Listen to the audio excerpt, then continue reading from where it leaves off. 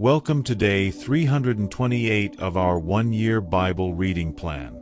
Today in Ezekiel 31 to 32, we see vivid pictures of mighty nations brought low because of pride. Then in 1 Peter 3, we're encouraged to live with humility, gentleness, and a quiet strength that honors God. Let's dive in. Ezekiel chapter 31. In the 11th year, in the 3rd month on the 1st day, the word of the Lord came to me. Son of man, say to Pharaoh king of Egypt and to his hordes, who can be compared with you in majesty? Consider Assyria, once a cedar in Lebanon, with beautiful branches overshadowing the forest. It towered on high, its top above the thick foliage. The waters nourished it, deep springs made it grow tall. Their streams flowed all around its base and sent their channels to all the trees of the field. So it towered higher than all the trees of the field. Its boughs increased and its branches grew long, spreading because of abundant waters. All the birds of the sky nested in its boughs. All the animals of the wild gave birth under its branches. All the great nations lived in its shade. It was majestic in beauty, with its spreading boughs, for its roots went down to abundant waters. The cedars in the garden of God could not rival it, nor could the junipers equal its boughs, nor could the plane trees compare with its branches. No tree in the garden of God could match its beauty. I made it beautiful with abundant branches, the envy of all the trees of Eden in the garden of God. Therefore this is what the sovereign Lord says. Because the great cedar towered over the thick foliage, and because it was proud of its height, I gave it into the hands of the ruler of the nations, for him to deal with according to its wickedness. I cast it aside, and the most ruthless of foreign nations cut it down and left it.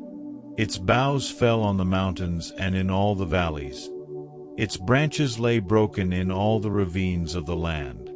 All the nations of the earth came out from under its shade and left it. All the birds settled on the fallen tree, and all the wild animals lived among its branches. Therefore no other trees by the waters are ever to tower proudly on high, lifting their tops above the thick foliage. No other trees so well watered are ever to reach such a height.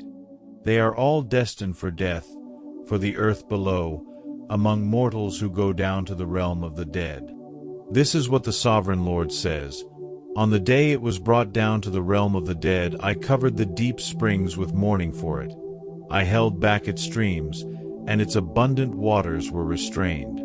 Because of it I clothed Lebanon with gloom, and all the trees of the field withered away. I made the nations tremble at the sound of its fall when I brought it down to the realm of the dead to be with those who go down to the pit.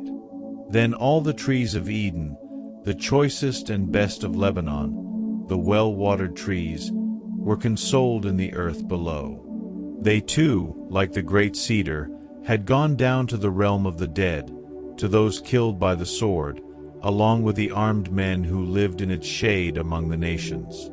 Which of the trees of Eden can be compared with you in splendor and majesty? Yet you too will be brought down with the trees of Eden to the earth below. You will lie among the uncircumcised, with those killed by the sword. This is Pharaoh and all his hordes, declares the sovereign Lord.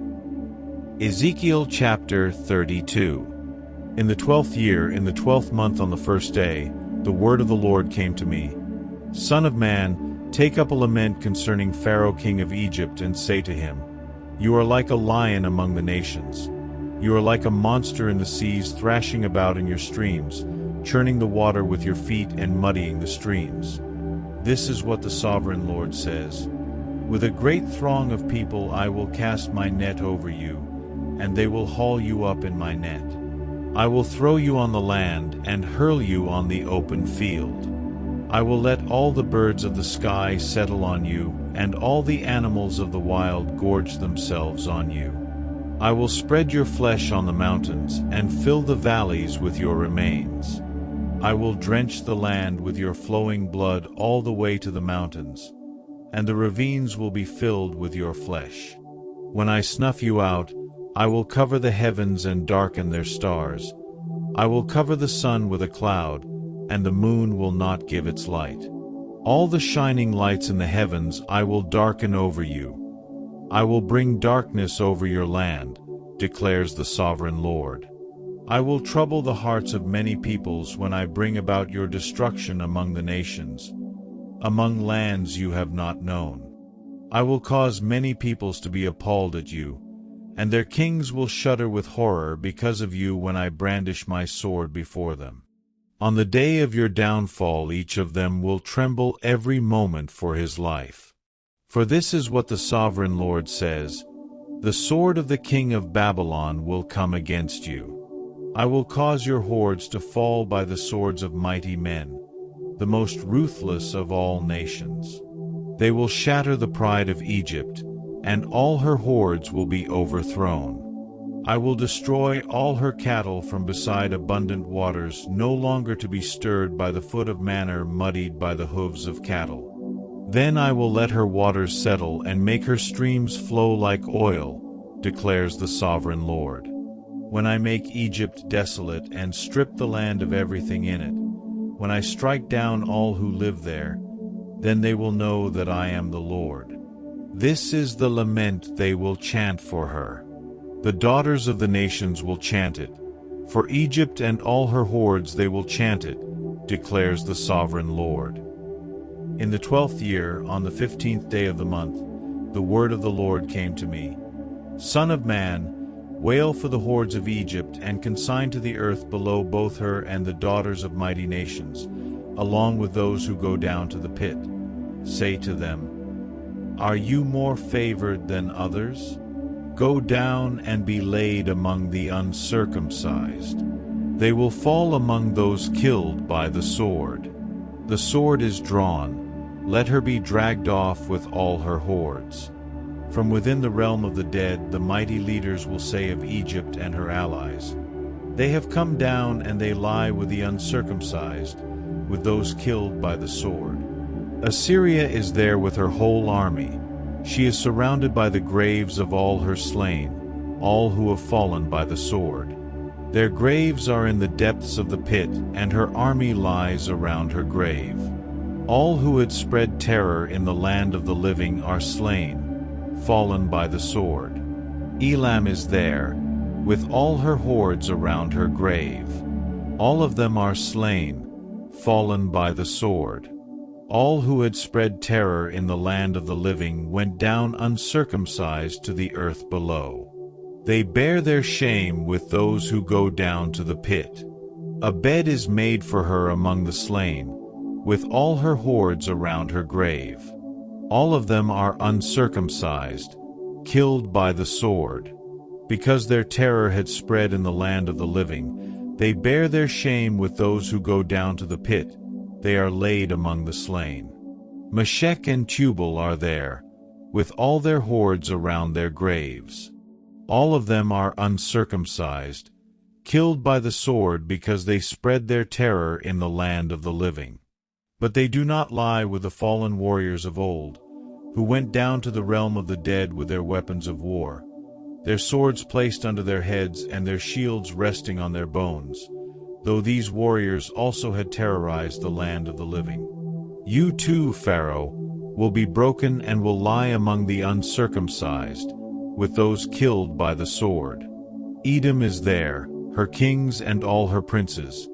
Despite their power, they are laid with those killed by the sword. They lie with the uncircumcised, with those who go down to the pit. All the princes of the north and all the Sidonians are there.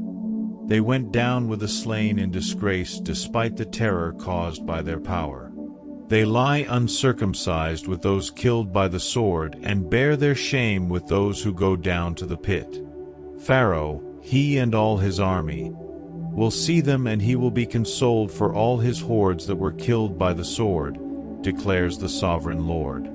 Although I had him spread terror in the land of the living, Pharaoh and all his hordes will be laid among the uncircumcised, with those killed by the sword, declares the sovereign Lord. 1 Peter chapter 3. Wives, in the same way submit yourselves to your own husbands, so that, if any of them do not believe the word, they may be won over without words by the behavior of their wives, when they see the purity and reverence of your lives. Your beauty should not come from outward adornment, such as elaborate hairstyles and the wearing of gold jewelry or fine clothes. Rather, it should be that of your inner self, the unfading beauty of a gentle and quiet spirit, which is of great worth in God's sight. For this is the way the holy women of the past who put their hope in God used to adorn themselves. They submitted themselves to their own husbands, like Sarah, who obeyed Abraham and called him her Lord. You are her daughters if you do what is right and do not give way to fear. Husbands, in the same way be considerate as you live with your wives, and treat them with respect as the weaker partner and as heirs with you of the gracious gift of life, so that nothing will hinder your prayers. Finally, all of you, be like-minded, be sympathetic, love one another, be compassionate and humble. Do not repay evil with evil or insult with insult. On the contrary, repay evil with blessing, because to this you were called so that you may inherit a blessing. For whoever would love life and see good days must keep their tongue from evil and their lips from deceitful speech. They must turn from evil and do good. They must seek peace and pursue it. For the eyes of the Lord are on the righteous, and his ears are attentive to their prayer. But the face of the Lord is against those who do evil. Who is going to harm you if you are eager to do good? But even if you should suffer for what is right, you are blessed. Do not fear their threats. Do not be frightened. But in your hearts revere Christ as Lord. Always be prepared to give an answer to everyone who asks you to give the reason for the hope that you have. But do this with gentleness and respect, keeping a clear conscience, so that those who speak maliciously against your good behavior in Christ may be ashamed of their slander.